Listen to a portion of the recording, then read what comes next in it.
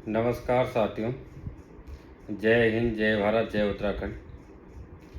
काफ़ी दिनों बाद आप लोगों के बीच में आज आया हूँ, क्योंकि बीच में अपने निजी कामों की वजह से काफ़ी व्यस्त था।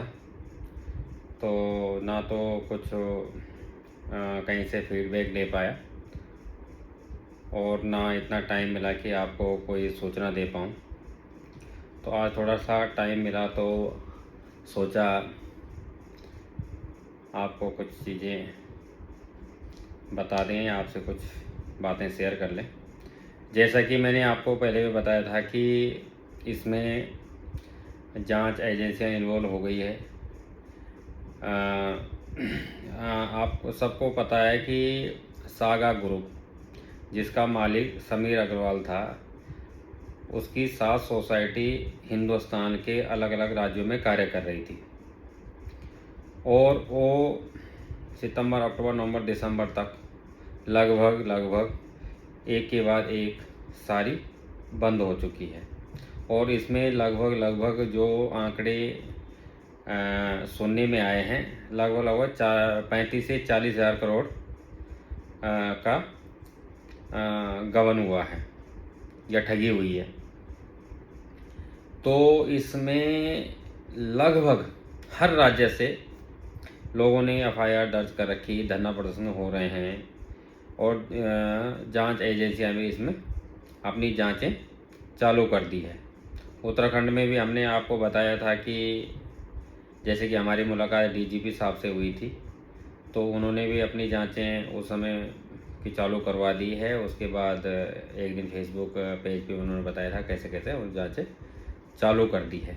तो यहाँ से भी जांचें चालू हो गई है, पर यह कि जांच तो चल रही है, पर अभी तक ये नहीं पता पड़ रहा है कि जितने भी इसमें लोग इन्वॉल्व थे वो अभी पकड़े गए हैं, नहीं पकड़े गए हैं, वो कहाँ हैं कहाँ नहीं है, ये इसके बारे में अभी कुछ पता नहीं पड़ पा रहा है।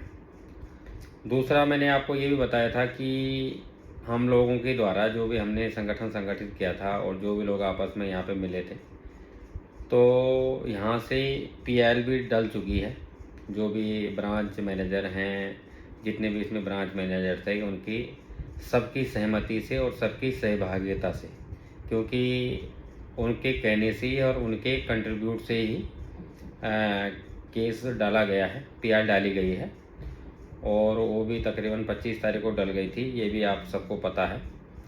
और उसमें शायद अभी सुनवाई नहीं हुई जो मुझे पता है, तो उसमें भी जल्दी सुनवाई हो जाएगी। और पीआर डाली है तो देखो, पीआर भी क्या है कि उन जांच एजेंसियों को ही बताएगी और जांच एजेंसियों से पूछेगी या सरकार से पूछेगी कि भाई ये चीज़ें क्यों हुई और कैसे हुई। तो सरकार को भी इसमें जवाब देना पड़ेगा और जांच एजेंसी को भी इसमें जवाब देना पड़ेगा और इसका रिजल्ट भी, जहाँ तक मुझे लगता है, जल्दी हमारे सामने आएगा। उसके अलावा हमारी टीम ने कुछ जो अपने सदस्य हैं वहाँ पे टिहरी में भी प्रॉपर एफआईआर, विधिवत एफआईआर दर्ज हो गई है। वो कुछ लोग आज भी गए थे, परसों भी गए थे, तो वहाँ पे विधिवत एफआईआर दर्ज हो गई है सोसाइटी के खिलाफ। तो अब यहाँ से भी जांच चालू होगी और अगर बात कोई और भी करना चाहता है तो अपने नज़दीकी थाना से या अपनी चौकी से वो भी सोसाइटी के खिलाफ केस एफआईआर दर्ज कर सकता है, दर्ज करवा सकता है। उसमें 2 लोग 4 लोग मिलके एफआईआर दर्ज करवा सकते हैं कि मतलब उसमें कुछ ज़्यादा कुछ नहीं लिखना, वही लिखना है। एक आप एप्लीकेशन बना सकते हैं कि आप लोगों के साथ जैसे जैसे हुआ है, कैसे कैसे क्या क्या हुआ है, आपको कुछ नहीं है उसमें, केवल सिंपल सा विवरण लिखना है और कि हम लोगों का, मेरा खुद का भी इतना निवेश था या मैंने इतने लोगों का निवेश करवाया, तो आप उसकी बना के उनको बोल सकते हैं भाई कि हमारी एफआईआर लिखो। हमने इससे पहले जो भी प्रत्येक थानों में दिए थे वो सब एक तरह से क्या है कि एक पत्राचार था, एक एप्लीकेशन थी कि लोगों को इन्फॉर्म किया था वहाँ पे। तो वो क्या है कि एफआईआर नहीं हुई थी। एफआईआर में क्या होता है कि बयान दर्ज होते हैं, वो बाकायदा सब एक एक चीज़ पूछी जाएगी, फिर आपसे रिपोर्ट भी मांगा जाएगा कि आपका बिजनेस क्या था, आपकी आरडी की बुक कहाँ है, आपकी एफडी की बुक कहाँ है, कितना पैसे का निवेश हुआ है, कहाँ से हुआ है, कहाँ जमा करते थे, किसको देते थे, ये सारी चीज़ें उसमें आएगी। तो आप करना चाहे तो कर सकते हैं। जो लोग परेशान हैं कि भाई क्या होगा, कैसे होगा, तो आप कर सकते हैं। और करना आपको पड़ेगा सोसाइटी के खिलाफ। मैं आपको एक बात क्लियर कर देता हूँ। देखो, यहाँ पे तो ना किसी सीपी ने पैसा खाया, और ना किसी ब्रांच मैनेजर ने पैसा खाया, और ना किसी ब्रांच मैनेजर के पास पैसा। अगर बात किसी भी ब्रांच मैनेजर के पास पैसा होता, और या किसी भी ब्रांच मैनेजर को पता होता कि ये होने वाला है, तो वो खुद का भी निवेश नहीं करता। जितने भी ब्रांच मैनेजर से मेरी मुलाकात हुई और बात हुई, ऐसा कोई ब्रांच मैनेजर नहीं है जिसकी अपनी खुद की आरडी एफडी मिला के 15 लाख, 20 लाख, 25 लाख, 50 लाख, 1-1 करोड़ तक वाले भी हैं इसमें। क्या हुआ कि जो पे आउट मिला उन्होंने वहीं डाल दिया, जो भी मिला वहीं डाल दिया। किसी निवेशक ने क्या करा, बीच में आरडी छोड़ दी। उसने सोचा जो इधर उधर से आए इसको पूरी कर दें, चलो 6 महीने बचे हुए हैं, 2 महीने बचे हुए हैं, 10 महीने बचे हुए हैं, अब ऐसा बंद क्यों करना है, नहीं तो कुछ नहीं मिलेगा। लोगों ने लालच में उसको भी डाल दी, क्योंकि ये ऊपर वालों की प्लानिंग थी। उनकी प्लानिंग थी कि भाई आप जितना बड़ा बिजनेस करोगे आपको मुनाफा होगा, आप जितना इसमें पैसे डालोगे फ़ायदा आपका होगा। तो इसमें क्या है कि हमारे जितने भी लोग हैं भोले भाले रहें। सब लोग उस बात पे नहीं गए कि हमारे साथ ऐसा भी हो सकता। तो सब लोगों ने क्या करा कि उसमें ना अपने सारे पैसे वहीं लगा दिए, अपने रिश्तेदारों से, अपने यार दोस्तों से बोला यार इसमें पैसे लगा दो। क्योंकि कुछ लोगों का जो एजेंट लोग था उनका भी थोड़ा सा कमीशन का लालच था कि चलो भाई घर बैठे बैठे क्या करना, कर लेते हैं। उन्होंने लोगों को स्कीम समझाई, निवेशकों को स्कीम समझाई। निवेशक ने भी सोचा कि भाई 10% 12% ब्याज मिल रहा है, 5 साल में अगर वह कोई चीज़ दुगनी हो रही है, आज बैंकों में कहाँ हो रही है, कहीं नहीं हो रही। तो लोग क्या है कि इसमें लालच में आके लोगों ने भी यहाँ पे 10 लाख 20 लाख, यहाँ तक कि 50-50 लाख के लोगों ने एफडी कर रखी है। जो हमने किसी के बॉन्ड देखे, जो हमें हमारे सामने बातें आई हैं। तो मैं आपको फिर एक बार बता रहा हूँ कि आप किसी पे दोषा आरोपण ना करें अपने बीच के लोगों पे, क्योंकि ये तो जांच का विषय है।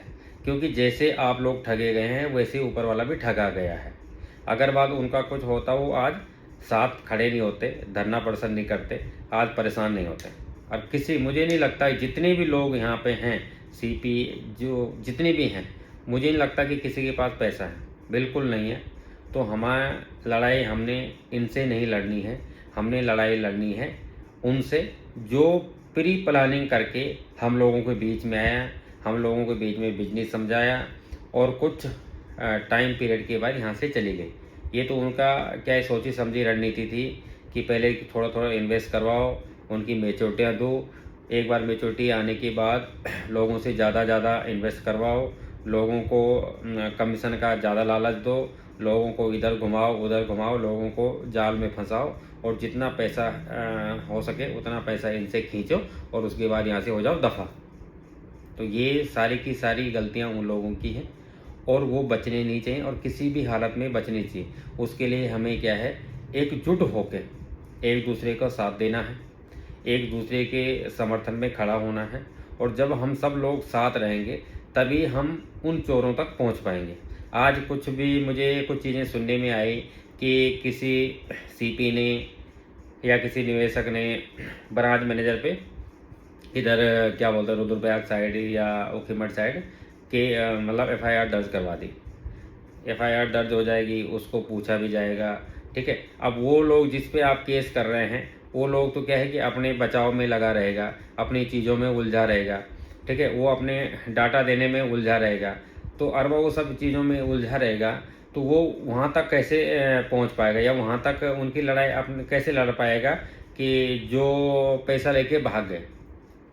ये समीर अग्रवाल हो गया, उत्तम राजपूत हो गया, शबाब हुसैन हो गया, जितने भी ये 8-10 जो लीडर थे या ये जो भी थे, तो इन तक कैसा पहुंचा जाए। क्योंकि यहाँ लोग आपस में लड़ेंगे, झगड़ेंगे, एक दूसरे पे दोषा आरोपण करते रहेंगे, तो फिर ये लड़ाई कमज़ोर पड़ जाएगी।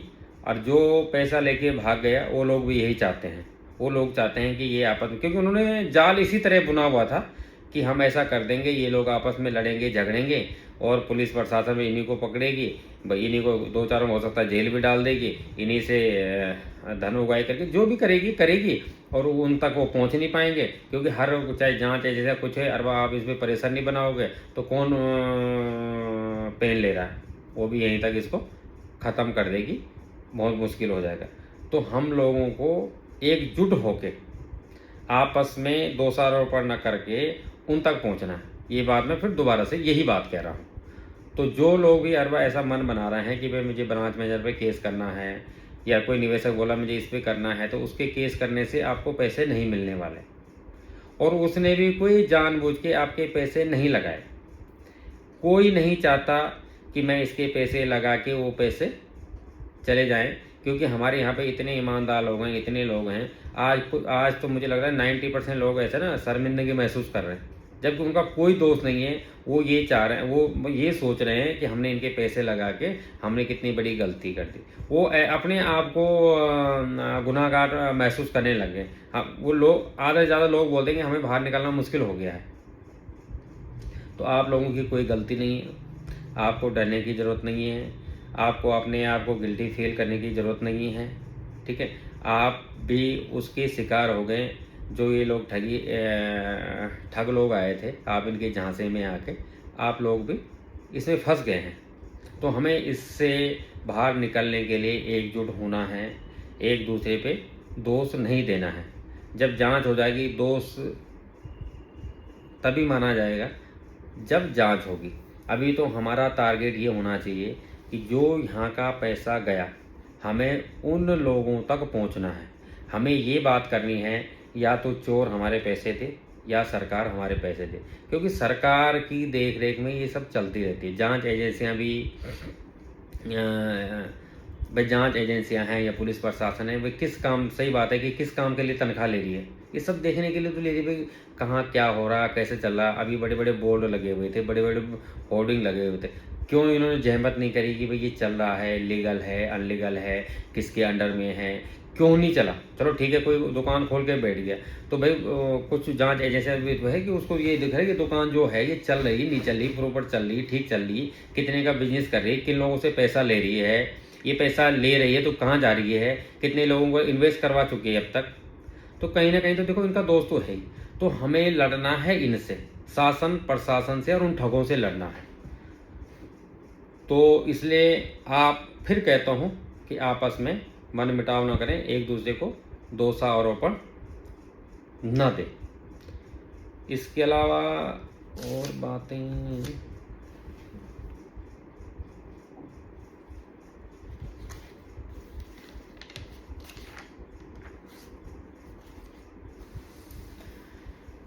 उसके अलावा मैं आपको ये बता रहा था कि देखो इसमें क्या है, हर जगह से लोग लगे हुए हैं। जैसे क्या बोलते हैं, श्रीनगर से लोग बहुत अच्छा कर रहे हैं, लोग धरना प्रदर्शन भी कर रहे हैं। श्रीनगर वालों ने काफ़ी लोगों को हिला के रखा हुआ है इस समय। ठीक है, उनके साथ कुछ नेशनल पार्टियां भी लगी हुई है, राजनीतिक पार्टियां लगी हुई है कि हाँ भाई हम तुम्हारा साथ दे रहे हैं। देखो हमें पार्टियों का भी साथ लेना है, अपने लोगों का भी साथ लेना, हमें सबका साथ लेना है। हमें हर हालत में अपने पैसे वापस लेने हैं। और यहाँ पे मैं इसका एक बात और बता दूं कि आजकल काफ़ी व्यस्त थे तो नहीं आए थे, तो लोगों के फ़ोन भी आने लगे थे। कुछ लोग परसों भी आए थे, कुछ लोग आज भी आए थे।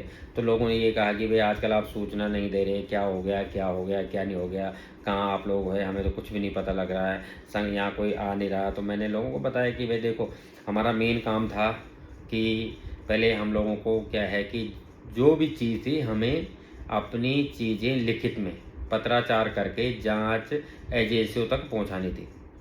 हमने मुख्यमंत्री को दे दिया, मंत्री को दे दिया, पुलिस महकमे को दे दिया, डीएम को दे दिया, एसडीएम को दे दिया, अपने प्रधानमंत्री पीएम तक हर जगह हमने कागज़ पहुंचा दी। ठीक है ना, तो यही काम था हमारा। पहले हमने जो भी था वो कागजी, देखो कागजी कार्रवाई तो हो गई अब तक पूरी। ठीक है, जहाँ जहाँ जो जो देना था वो पहुँच गए। उसके बाद हमने कोर्ट के लिए भी कागज़ करे, कोर्ट में भी पीआर डल चुकी, वो भी काम हो गया पूरा। अब क्या है कि अब हम लोगों का एक ही काम रहता है, एक या दो काम रहते हैं हमारे पास। बीच बीच में हम लोग जगह जगह में टुकड़ों में या जनसमूह में धरना प्रदर्शन करें, अपना विरोध जताएं कि भाई हमारे साथ ठगी हुई। और दूसरा क्या है कि हम लोग उस पे निगाह रहें कि जांच एजेंसियां क्या कर रही है, कहाँ तक पहुंची है, कुछ कर भी रही है, नहीं कर रही है। भाई अब हमारी निगाहें उस पे रहेगी। तो अब हम लोग वही कर रहे हैं कि जांच एजेंसी कहाँ तक पहुंची, नहीं पहुंची, कर रही, नहीं कर रही, हमारी बातों को सुन रही, नहीं सुन रही, हमारा ध्यान उस पे रहेगा। एक इसमें ये भी आपको बताया था कि वे ये उसमें लिक्विडेशन में चली गई सोसाइटी। अब लिक्विडेशन में चली, अब लिक्विडेटर क्या कर रहा है, कब तक इसकी जांच की रिपोर्ट आएगी, कब तक ये आगे क्या बोलते हैं, क्या करते हैं, सरकार इसमें इन्वॉल्व होती है, सरकार इसमें भुगतान करने का पोर्टल लगाती है, इसमें सरकार क्या एक्शन लेती है। तो अब हमारी जो भी चीज़ें रहेगी, अब हमारी निगाहें उन पे रहेंगी। तो उसके लिए क्या है कि अब हमें ज़्यादा अपना क्या है कि घंटा 2 घंटे हमें ध्यान दे देंगे है। अब वो टाइम चला गया कि जब हम सुबह 5 बजे उठ जाते थे और उसी काम में लग जाते थे, कभी इधर जा रहे हैं, कभी उधर जा रहे हैं। आज 9-9, 10-10 बजे तक हम यहाँ पे जमावड़ा लगा रहता था। आज की डेट में ये है कि कम से कम 1 हफ्ता हो गया, 1 हफ्ते में मैं अकेला बैठा रहता हूँ ऑफिस में, और शांति भी है। क्योंकि मैं 2-3 महीने तक क्या है कि मेरा खुद का भी काम काफ़ी डिस्टर्ब हो गया था। तो हम लोग बैठे रहते थे 3-4 लोग, जो भी हम लोग यहाँ पे थे। तो हम लोग हर प्लानिंग पे करते थे, हर लेटर लिखते थे, हर चीज़ें लिखते थे, करते थे। तो अब तो आगे तो ये नहीं हो पाएगा, पर यह है कि मेरा मानना ये भी है कि हफ्ते में या 10 दिन में हम लोग एक जूम मीटिंग रख सकते हैं, जो इससे जुड़े हुए हैं, जो आगे क्या रणनीति हो सकती है, क्या कर सकते हैं, क्या नहीं कर सकते हैं, किसको पास क्या जानकारी मिल रही है, किसके पास क्या है। तो आपस में आप बातें शेयर कर सकती हैं कि हम आगे अपनी लड़ाई और मजबूत कैसे कर सकते हैं। तो अभी मैं आज ज़्यादा ना कह के, मैं 1-2 दिन बाद फिर मेरे को कोई जानकारी मिलती है, कुछ पता लगता है कहीं से, तो मैं ज़रूर आप लोगों के बीच में आऊँगा और ज़रूर बातें रखूँगा। और आप लोग बिल्कुल परेशान ना होएं।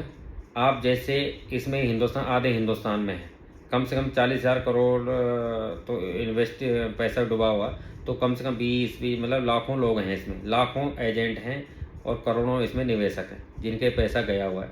तो सब लोग परेशान हैं, और परेशान होने से भी देखो कुछ नहीं होगा भाई। उसमें यही है कि हम लोग एकजुट रहें और कोशिश करें कि हमारे पैसे सरकार से या उन ठगों से कैसे भी करके मिलें। धन्यवाद।